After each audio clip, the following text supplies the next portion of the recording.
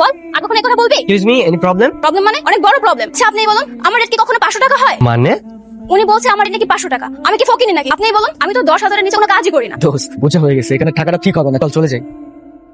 কেমনি কি ভাই, এই মেয়ে সেই মেয়ে, তো ভাবতেই পারছি না। মনে রাখবি, বিয়ে হোক আর জন্মদিন, আমাকে দিয়ে কখনো যদি অনুষ্ঠান করানোর প্ল্যান থাকে মিনিমাম 10,000 টাকা দিতে হবে। এটা হচ্ছে লামহা ইভেন্ট ম্যানেজমেন্ট কোম্পানি। রে তুই তো অন্য রেটের কথা বলছে, আমরা তো অন্য কিছু ভাবছিলাম। আমরা তো রং নার ভেবে ফেলছি। আগে আমরা গানকে আবার পেয়ে গেলাম। কি রে, এই মেয়েটা তো এখানে ছিল, কই গেল?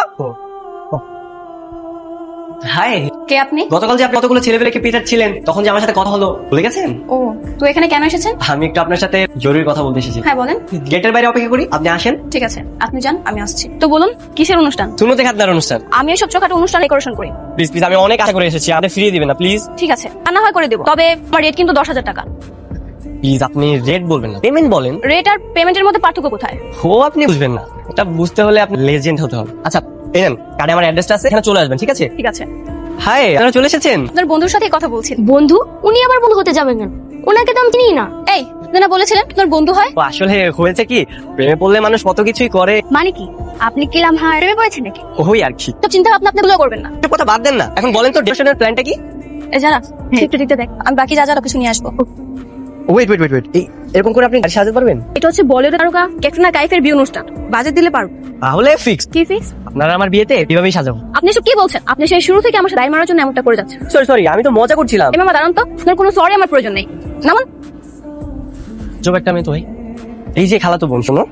আমি আপনার কোন জন্মের কত বোন? আরে বাবা, এই পৃথিবীতে কোনো না কোনো ভাবে সবাই আমার আত্মীয়, বুঝতে পারলে? ঠিক আছে বলেন, আবার আমার প্রস্তাব দিবেন নাকি? এই ছি ছি ছি, তুমি কি বলছো? হ্যাঁ, তোমার প্রেমের বয়স হয়েছে? যত সব পাকনা পাকনা কথা না, বুড়ি একটা। তাহলে বলেন কি বল। তুমি ওই মেয়েকে গিয়ে বলবে আমার সাথে ওকে খুব সুন্দর মানাবে। ঠিক আছে, এইসব কাজে এবার অনেক পাকা। এই তো আমার সুইট বোনটা। যাও যাও যাও, যে আপু, তুমি ভাইটাকে দেখছো, তার সাথে না আমাকে অনেক সুন্দর মানাবে।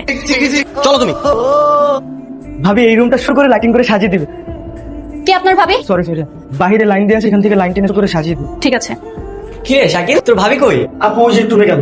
এই তুই বলবি না ওকে ভাবি বলে ডাকবি? আপু বললো দোষ, ভাবি বললো দোষ, যা করবি একটু সাবধানে করবি, এই মরিচে অনেক ঝাল। তোর বেটা।